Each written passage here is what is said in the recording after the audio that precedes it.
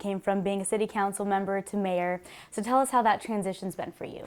Well, I really thought it would be an easy transition. I had served on council previously for 6 years, 2 terms. But there are a lot of responsibilities of the mayor I wasn't aware of. So it's taken quite a bit more time than I thought, but I'm just very honored to do it. It is a position that requires some time. I understand that, but just kind of getting used to my calendar and working things out. So we've worked out all the kinks. We've had a little time now between my work office and the mayor's office and people putting my calendars together. So it's working out a lot better. Good, yeah, it's all an adjustment. So with this transition comes a lot of responsibility, of course. What would you say is your biggest priority right now for the city of Abilene?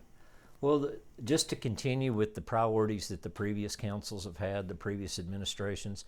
So number one on our priorities right now is infill development. And I'm really proud that we started the Rebuild ABI program, which is going to give incentives to home builders to build single family homes with some of our older neighborhoods of town, where we can actually give them, help on permits, help on rebates, and actually some cash incentives. That's really great. So let's kind of talk a little bit about diversified businesses, and we have such a diverse population here in Abilene, but for maybe people of the Black community or Latino community who want to start a small business, what do you have to tell them about the resources that Abilene can provide? Well, there are numerous resources, whether it be the Small Business Development Center, the Texas Tech. I encourage everyone to reach out to those resources. Reach out to the chamber to find out what type resources they have too. And find out if there are minority loans or things like that, ways to help that way. But just going through the small business development, let them help you build a game plan, your business plan, how you're going to market your business and get that plan together. So I think just those resources there are the best to reach out to. Great. And then moving on to infrastructure, what kind of outreach are you doing or do you plan on doing to kind of help keep people safe? And then also with the railroad tracks that we have here in town, how do you plan on making sure we keep commerce moving through? Well, with the railroad tracks, of course, we're always concerned about safety, and we're always looking at that. We're reconfiguring streets, and we're working with TxDOT. They're actually looking over time at closing one of the crossings that's not a lighted crossing.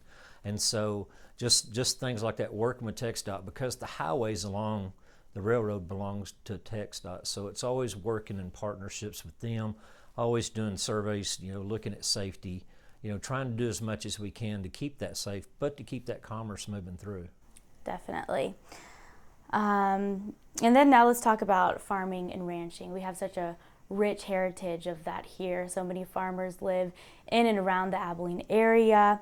What can the city do to help them in the future? Well, really the city financially can't do much for farmers, but what we can do is we can be on the side of our legislators to help, with whatever aid the farmers need, to encourage, to encourage the commerce here within the city of Abilene, because we do have a lot of our trains and things like that, our feed mills and things, feed stores, things that the farmers and ag people need to provide that commerce with, and just keep encouraging that. Just be part of that community. We know that groceries don't come from the grocery store. They come from a farm first. And just to know that they have our support, whatever we can do, whether it be working with the county, to help, eliminate or alleviate any of their burdens that they might have, that we can make it as easy as we can on them, because we all want to, we want to go to the grocery store and have that food. Yeah, they're a big asset for the whole world, right? Oh, excuse me. So kind of tell me what thoughts go through your head when you think about Abilene's future. Well, I think about growth, and I really like more of a controlled growth, but I know if we can keep Abilene moving in the right direction, and if we keep growing, and if our population keeps growing, we have more to offer. We have more amenities, we have more quality of life. We can afford that basically with a tax base. The more people, the more commerce we have, it grows our tax base, and it grows our ability to provide more for our citizens. We're getting 2 new rec centers. We're replacing 2 rec centers, let me put it that way. And they're in dire need of that. I'm very excited about that. That goes along with our infill development. But just the continued growth of Abilene, I want to be on that side. I want to encourage that. That's good. So when you think about when you leave Abilene behind, when you're no longer mayor, how do you want Abilene to be? I want Abilene to be a place where my kids and grandkids want to spend the rest of their lives, and want to raise their families, and that's the legacy I look at, is what are we doing for our grandchildren. I don't worry about as much right now as what is in the future. Now everything's important right now. It's a lot of city municipal government is short term, but what are we looking at in the future? And the king of that is water. And we're always going to consider and look for, alternative water sources. The reservoir, north of here, we've not done away with the reservoir. We're still in studies. We're still, that is not off the table. That's always working on that. Working on securing a West Texas coalition for groundwater out of Fort Stockton with Midland and San Angelo. So water's king. We have to continue to get more water sources so we can grow. Definitely, that's wonderful.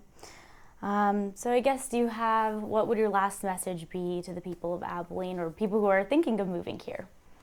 Well, just, Abilene welcomes you. We want you, because Abilene's not just a town you live in, we're a family. We're just a big family, and that's what we want, is we want to grow our family and have more people here. That's why we have such great relationships with our military, with DICE, because DICE is just an extended part of our family. So it's just come be a part of this family. Yeah. Road improvements, we've actually made some pretty good steps toward our road improvements. We're spending now between $10 and $12 million a year on our roads.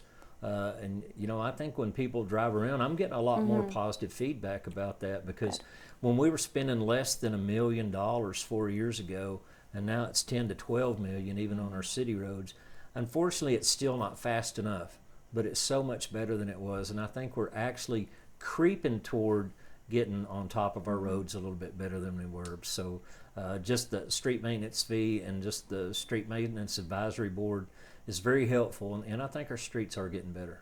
Good. That's wonderful. Let's see, I think we covered it all. I guess maybe if you want to briefly talk about one biggest achievement from 2023 that you plan on talking about during the State of the City address. Well, the biggest achievement is going to be the rebuild ABI, as far as I'm concerned. And what that is, that's encouraging home ownership. So that's not just building single family residence. They have to be homesteaded to get these exemptions. And so that's what we're wanting, is there's people that want to live in these areas of town. And so we're encouraging it. We're encouraging it with the builders. We're having some cash incentives to do that. But it's home ownership, because there's nothing more gives a person more pride to live in a neighborhood than to own that home. And so that is the biggest goal, is home ownership in the rebuild.